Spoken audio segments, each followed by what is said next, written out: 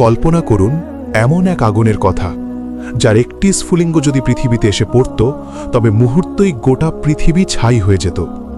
কল্পনার সেই গণ্ডি পেরিয়ে আজ আমি আপনাদের নিয়ে যাব এমন এক গন্তব্যে, যেখানকার কথা ভাবলে থরথর করে বুক কেঁপে ওঠে, চোখের কোণ দিয়ে গড়িয়ে পড়ে নোনা জল।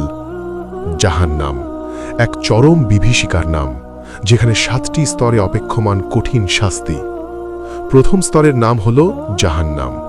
এটি মূলত সেসব মুমিনদের জন্য যারা দুনিয়ায় গুনাহ করেছিল এবং তওবা ছাড়াই মৃত্যুবরণ করেছে। এখানে আগুনের লেলিহান শিখা যখন তাদের স্পর্শ করবে, তখন তাদের বুক ফাটানো আর্তনাদ আর কান্নায় আকাশ বাতাস ভারী হয়ে উঠবে। কিন্তু হায়, সেখানে শোনার মতো কেউ থাকবে না। আগুনের লেলিহান শিখা তাদের চামড়া পুড়িয়ে দেবে, আবার নতুন চামড়া গজাবে, যাতে তারা বারবার আযাব ভোগ করতে পারে। এরপর দ্বিতীয় স্তরের নাম হল লাজা। এটি এমন এক লেলিহান আগুনের কুণ্ডলী, যা শরীরের প্রতিটি হাড় মাংস থেকে বিচ্ছিন্ন করে দেবে। যারা সত্য থেকে মুখ ফিরিয়ে নিয়েছিল এবং ধন সম্পদ পুঞ্জীভূত করে কৃপণতা করেছিল, তারাই হবে এই স্তরের অধিবাসী। আগুনের তীব্রতা এখানে এত বেশি যে মানুষের মগজ টকবক করে ফুটতে থাকবে। প্রতিটি দীর্ঘশ্বাস সেখানে আগুনের গোলার মতো মনে হবে। তৃষ্ণায় যখন তাদের বুক ফেটে যাবে, তখন তাদের পান করতে দেওয়া হবে উত্তপ্ত পুঁজ আর রক্ত। সেই পানীয় গলায় যাওয়া মাত্রই নাড়িভুঁড়ি ছিন্ন ভিন্ন হয়ে বেরিয়ে আসবে। হে আমার প্রিয় ভাই ও বোনেরা, একবার কি ভেবে দেখেছেন সেই পরিস্থিতির কথা, যেখানে একটু আশ্রয়ের জন্য আত্মাগুলো ছটফট করবে, কিন্তু চারদিকে শুধু জ্বলন্ত অগ্নিশিখা আর কান্নার রোল ছাড়া কিছুই থাকবে না? এই ভয়াবহতা থেকে বাঁচার পথ কি আমরা এখনো খুঁজব না? সময় শেষ হওয়ার আগেই কি আমাদের ফেরার কথা নয়? প্রতিটি মুহূর্ত আমাদের মৃত্যুর দিকে এগিয়ে নিয়ে যাচ্ছে, অথচ আমরা এখনো মোহমায়ায় মগ্ন। সেই কষ্টের দিনটির কথা ভাবলে দুচোখ জলে ভিজে ওঠে, হৃৎপিণ্ডটা যেন ছিঁড়ে আসতে চায়। আল্লাহ কি আমাদের সেই কঠিন আযাব থেকে রক্ষা করবেন না? আগের সেই ভয়াবহতা কাটিয়ে ওঠার আগেই শুরু হয় তৃতীয় স্তরের বিভীষিকা, যার নাম হুতামা। এটি এমন এক আগুন যা কেবল মানুষের শরীর পোড়ায় না, বরং তা সরাসরি গিয়ে পৌঁছায় কলিজার গহীনে। যারা মানুষের পেছনে গীবত করত, যারা নিন্দা আর মিথ্যায় লিপ্ত ছিল, তারাই এই স্তরের জ্বলন্ত অঙ্গারে নিক্ষিপ্ত হবে। আগুনের থামগুলো তাদের চারপাশ থেকে ঘিরে ধরবে, পালানোর কোনো পথ থাকবে না। প্রতিটি মুহূর্ত সেখানে হাজার বছরের সমান মনে হবে। এরপর চতুর্থ স্তরের নাম হল সাইর। এই স্তরটি তৈরি করা হয়েছে ইবলিস, শয়তান আর তার অনুসারীদের জন্য। এখানকার আগুন এত বেশি কালো যে মানুষের চোখ কিছুই দেখতে পাবে না, কেবল আগুনের গর্জন আর মানুষের আর্তনাদ শোনা যাবে। ক্ষুধার তাড়নায় যখন তারা কাতর হবে, তখন তাদের খেতে দেওয়া হবে জাক্কুম নামক এক বিষাক্ত কাঁটাযুক্ত ফল। সেই ফল গলায় আটকে যাবে, না যাবে গেলা, না যাবে উগড়ে দেওয়া। কষ্টের সীমা যখন ছাড়িয়ে যাবে, তখন তারা মৃত্যুর প্রার্থনা করবে, কিন্তু সেখানে কোনো মৃত্যু নেই, আছে কেবল চিরস্থায়ী আযাব।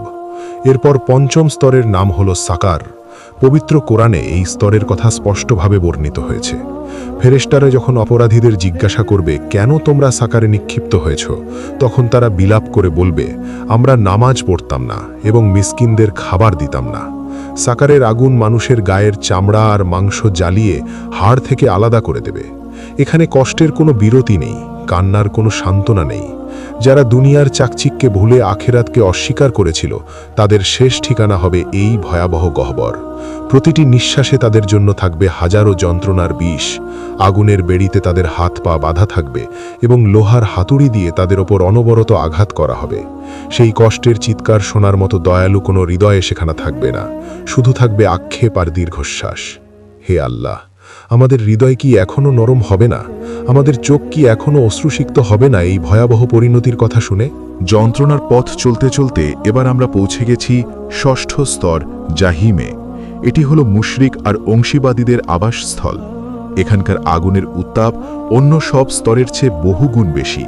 চারদিকে শুধু পাহাড় সম আগুনের ঢেউ আছড়ে পড়বে পাপিষ্ঠদের ওপর। আগুনের শিকলে তাদের বেঁধে যখন টেনে হেঁচড়ে নিয়ে যাওয়া হবে, তখন তাদের চামড়া খসে পড়বে আর রক্তে ভিজে যাবে জাহান্নামের মাটি। আর সব শেষে রয়েছে জাহান্নামের সেই অন্ধকারতম অতল গহ্বর, যার নাম হাউইয়া। এটি সপ্তম স্তর, যেখানে নিক্ষিপ্ত হবে মুনাফিক বা কপট বিশ্বাসীরা। এটি এমন এক গভীর গর্ত যার শেষ সীমানা কেউ জানে না। সেখানে পৌঁছতে পৌঁছতে মানুষের হাড়গোড় সব ভেঙে চুরমার হয়ে যাবে। সেখানকার আগুন হবে নিকষ কালো, যা চিরকাল চলতে থাকবে। হে প্রিয় ভাই ও বোনেরা, একবার চোখ বন্ধ করে সেই দৃশ্যটি কল্পনা করুন। আমরা তো দুনিয়ার সামান্য আগুনের তাপ সহ্য করতে পারি না, তবে সেই ভয়াবহ জাহান্নামের আগুন কিভাবে সইব? আমার কণ্ঠ আজ কান্নায় রুদ্ধ হয়ে আসছে, বুকটা ফেটে যাচ্ছে সেই মানুষগুলোর পরিণতির কথা ভেবে। আজ হয়তো আমাদের হাতে সময় আছে, কিন্তু কাল যদি আজরাইল এসে সামনে দাঁড়ায়, তখন আর কোনো তওবার সুযোগ থাকবে না। ওগো দয়াময় আল্লাহ, আমাদের কি তোমার রহমতের চাদরে ঢেকে নেবে না? আমরা বড় গুনাহগার, বড় অপরাধী। জাহান্নামের সেই ফুটন্ত পুজ আর আগুনের হাতুড়ি সহ্য করার ক্ষমতা যে আমাদের নেই। হে মাবুদ, আমাদের চোখের পানির উসিলায়, আমাদের তওবার উসিলায় সেই কঠিন আযাব থেকে মুক্তি দাও। আমাদের হৃদয়গুলো আজ ভয়ে থরথর করে কাঁপছে, দুই নয়নের অশ্রু যেন থামতেই চাইছে না। আমরা কোথায় যাব তুমি ছাড়া? কে আমাদের রক্ষা করবে সেই চিরস্থায়ী আগুন থেকে? হে আল্লাহ, তুমি তো পরম দয়ালু, তুমি তো গাফুরুর রহিম। আমাদের আমলগুলো হয়তো খুব নগণ্য, কিন্তু তোমার রহমত তো বিশাল। দয়া করে আমাদের জাহান্নামের সেই 7টি স্তরের একটিতেও নিক্ষেপ করো না। আমাদের ক্ষমা করে দাও, আমাদের কবুল করে নাও তোমার জান্নাতের মেহমান হিসেবে। আজকের এই শেষ আকুতি কি তোমার আরশ পর্যন্ত পৌঁছাবে না? ওগো প্রভু, আমাদের জাহান্নামের আগুন থেকে বাঁচাও, আমাদের বাঁচাও।